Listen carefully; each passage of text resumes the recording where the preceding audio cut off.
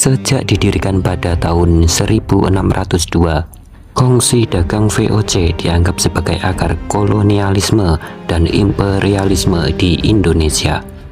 Meski hanya berkedudukan sebagai organisasi dagang, pada perkembangannya VOC memiliki kekuasaan politik cukup besar layaknya sebuah negara.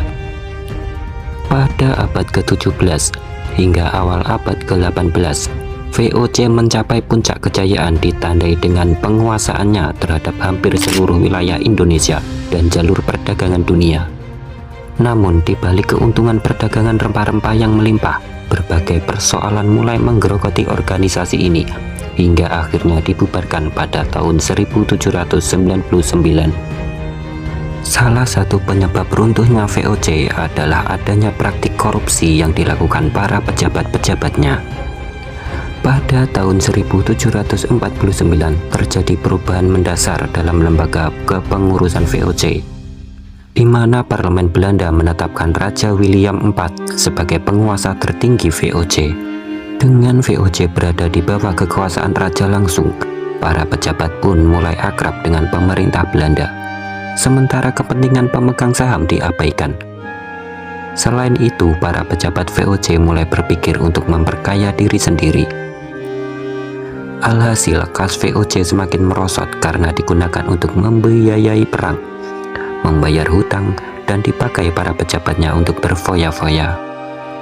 Korupsi yang dilakukan oleh pejabat VOC dilakukan dengan berbagai macam cara.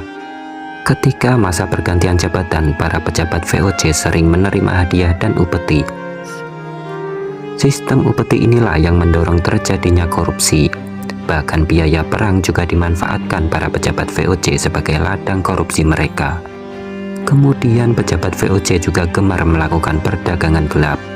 Salah satu pejabat VOC yang melakukan korupsi adalah Gubernur Jenderal Van Horn, yang menumpuk harta hingga 10 juta gulden ketika kembali ke Belanda. Padahal gaji resminya hanya sekitar 700 gulden setiap bulan.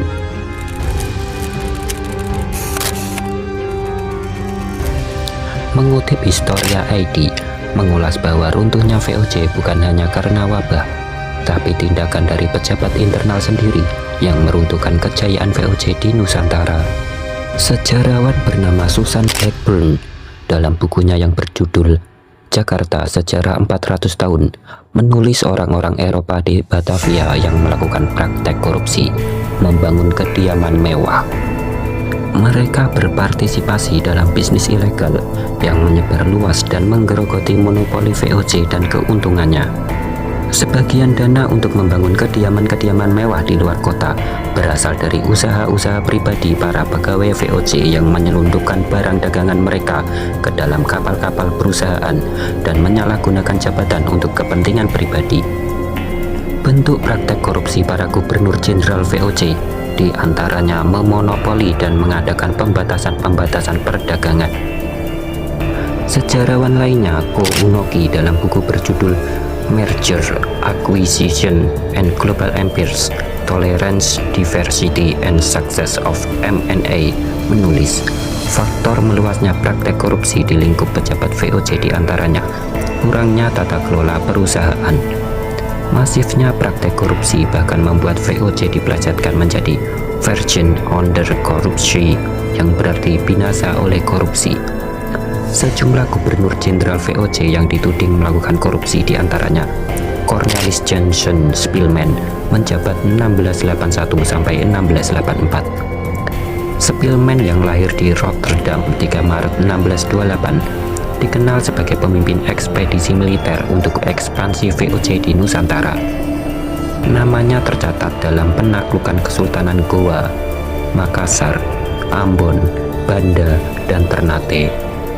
Selanjutnya, gubernur jenderal yang terlibat korupsi yaitu Dai dari Darvan menjabat 1729 sampai 1732. Darvan dituding terlibat dalam perdagangan gelap yang pada masa itu marak dilakukan oleh para pejabat tinggi VOC.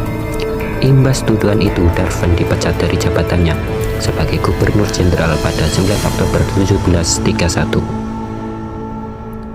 Dampak korupsi di zaman VOC. VOC bangkrut. Akronim VOC diplesetkan menjadi Virgin under korupsi, yang berarti hancur karena korupsi.